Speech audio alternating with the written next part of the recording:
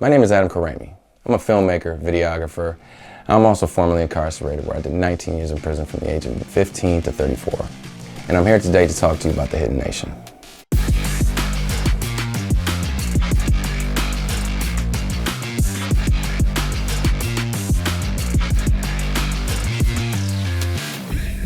This all started about 6 years ago, right before I got released from prison, where me and several other individuals that were at the Cooper Street Correctional Facility, we were in the Jackson College program.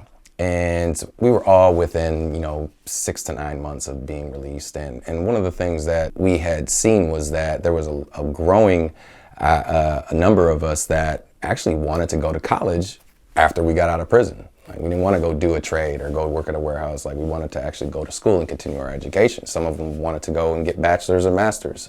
The issue with that was that we didn't have communication like that between universities. We don't have access to internet, phone calls. So everything that we do is essentially controlled when it comes to communication.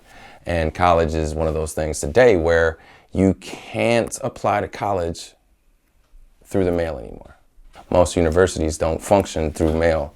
It has to be done online. Communication has to be on their system, otherwise it's just not happening. So we came up with this program where we would, in a sense, have a routine in place that would help an individual apply and search out and register for university or community college before they would get out of prison.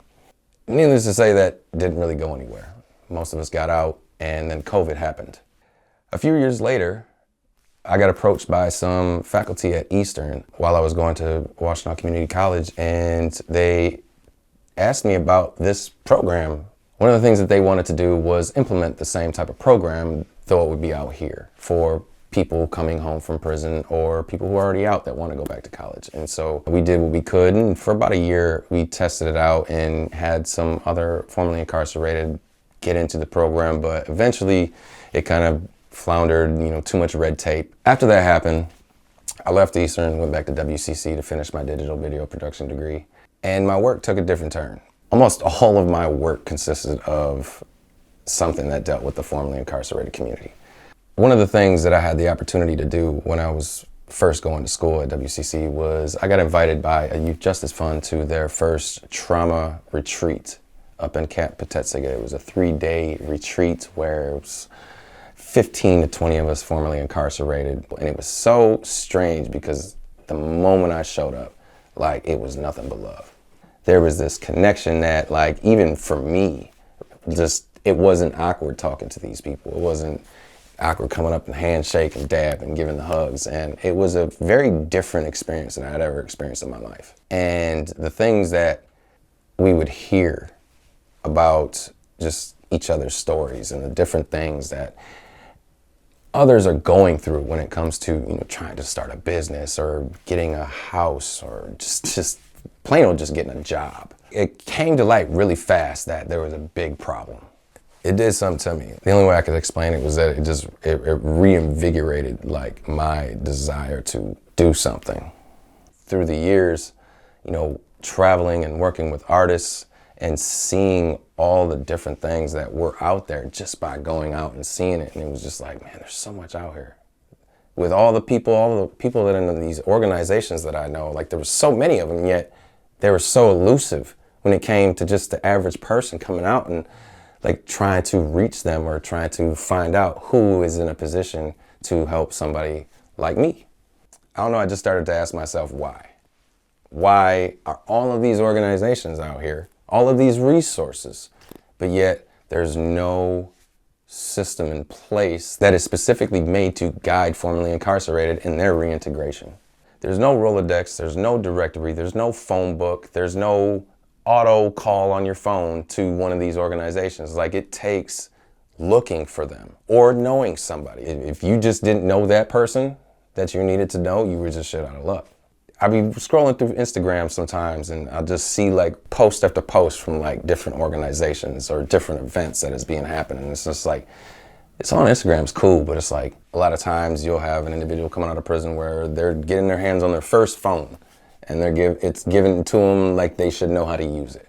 So this whole time, I'm voicing my complaints and talking to people about, man, why are y'all not out here more? Like, why are y'all not promoting? And he was just like, I'm the one that has the skills. I'm the one that's lived this life that I'm trying to talk about promoting. I'm the one that has needed resources and not been able to find them. And here I am talking to people that don't even do what I do about, why ain't you doing video stuff? Why ain't you promoting? And so I was like, I'll do it. And that's how the Hidden Nation came about. So the way we decided to do that was to start to go interview formerly incarcerated and to dive into their lives after incarceration to see who they are as a person, as well as to dive into the resources and networks that they utilized to essentially get to the position that they are now in life. And there was no better way to do that than go to each of them. First on our list was Tanae Gilday. She's out in Kalamazoo, so we decided to take a trip out there and spend a few days with her, getting to know her, who she was as a person, as a mother, formerly incarcerated. One of the crazy things about her story was that she found out she was pregnant right before she was going to prison. See, one of the dope things that she's doing out there in Kalamazoo with Nation Outside is, installing this new Tippler program that they have, which essentially consists of individuals formerly incarcerated who go back to prisons to pick people up that are getting released from prison. And the idea is to have them be met by people who have already went through the exact same situation that they do coming home. There's a lot of dope things that she's doing out there with the people that she's rolling with. And so we definitely wanted to cover that and get those resources on the books. And, right after that, we decided to head to Muskegon to go see William Kitchen, that's a personal one for me. Kitchen was one of the first people that I met when I got incarcerated. He was 14, I was 15. It was surreal seeing him out here because I never thought I would again. When I left Baldwin, where we were both together at, it was one of those things where he was in and out of the segregation and, catching tickets, and we were all kids. And then, he ended up popping up on my Facebook, and it was so surreal to see him out here and to see some of the things that he was doing. He runs his own security company. He's working with youth that are essentially in positions that we were in as children, trying to keep them out of the same situations that we ended up finding ourselves in. That's a story. And then to have an opportunity to actually talk to him after so many years, it was an experience. It made everything that we were doing even so much more important.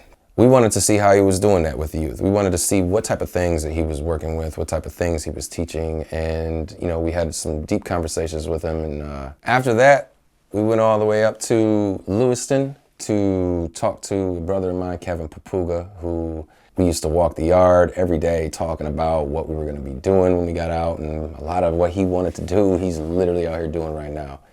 Shortly after he got released, he was hired by Wayne State to be student advisor and, working with students, bringing them in. And now he's up north by Petoskey and Lewiston, where he does work with their county jails through the same program that he works with Wayne State, trying to make more available mental health resources for people within the county jails.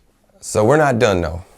So despite seeing these 3 different dope individuals, we have 2 more that's already on our list that we're getting ready to go do. And one of those ladies is Kimiko Yeda up in Petoskey, where she runs her own construction company, where she employs formerly incarcerated, puts them up in room and board to give them a job, give them a skill, allow them to apply any skills that they used. And she's working with horses and doing things with mental health, art therapy, and just so many dope things that, especially up in the Petoskey area where there's a scarcity of resources, she's out there doing some amazing things. And so we thought it important to cover her and get her and what she's doing on the map for those who are actually trying to do something. Next person on our list is going to be Zachary Morgan. He is a dope individual. He's an artist, graphic designer. He works at GM. He's a family guy. He's got himself 2 children now. One of the unique things about Zach was he had a big family. And that was one of his biggest resources that he utilized. It's not just about all these other resources that are so external and apart from where you stay or where you're at. It's also about what's in your own backyard. Most of us don't even think to look within our own backyard. Our goal isn't just to cover hard resources and organizations, but it's also to cover like what you wouldn't expect to be a resource, to get people to start thinking outside the box. We got a whole nother list of formerly incarcerated that we're going to be interviewing, and the goal is to document them as a person, show the world who they are as the dope individual that they are, and to document the resources and networks that they utilize to get to the positions that they're at, which means that these resources have been already accessed by formerly incarcerated, so we know they work.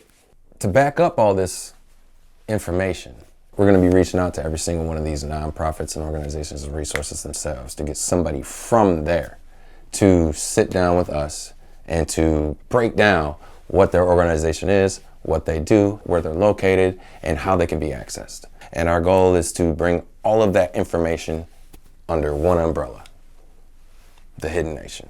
Our goal is to distribute this information to anybody who needs access to it. Our goal is to make it easy to find. The resources are out there. They're just hidden. If I had something to come home to, like the Hidden Nation, with the understanding of where we're going, with what we're going to be doing in the future with these interviews and this documentation, there's no way I would have been scared getting out. I wouldn't have been as lost. Even something as simple as trying to understand what different types of healthcare, you're not taught that in prison. You're not taught finances. You're not taught how to survive as an adult. You're not provided for mentally. You're not prepared for the world at all. No one else knows the reentry process like us. We're the ones that went through it. We're the ones that experienced it. And so for me, it's as simple as understanding that this needs to be done by us. This needs to be made by us. The new age of reentry needs to be composed by formerly incarcerated, because we're the only ones that know what that system is really like. And the only way we can do that is by coming together. It takes everybody that has a story to tell. It takes everybody's experience to supply and provide information, resources, networks that can help a person get to the next level without coming out and feeling like they're lost. It's going to make things a lot easier. Those who would have been easy taking the wrong path going back to prison now would have an avenue to go a different path, because they would essentially have a directory of whatever direction they want to go, whatever direction they need to go. So at the end of the day, this is only going to work if we come together. All of us formerly incarcerated bring together all of our knowledge, bring together all of the resources that we utilized, and we start making something for those that are going to be coming out and going through the exact same thing that we did. Our family members, our friends, somebody maybe even closer to you. They're going to be coming out soon. I wouldn't want my friend or family member coming out of prison and not having anything. The Hidden Nation is a pool of resources for anybody coming out of prison, anybody looking to have hope that there is someone out there looking to make sure that they are provided the information for them to begin their new life. Nobody else is doing that. We are.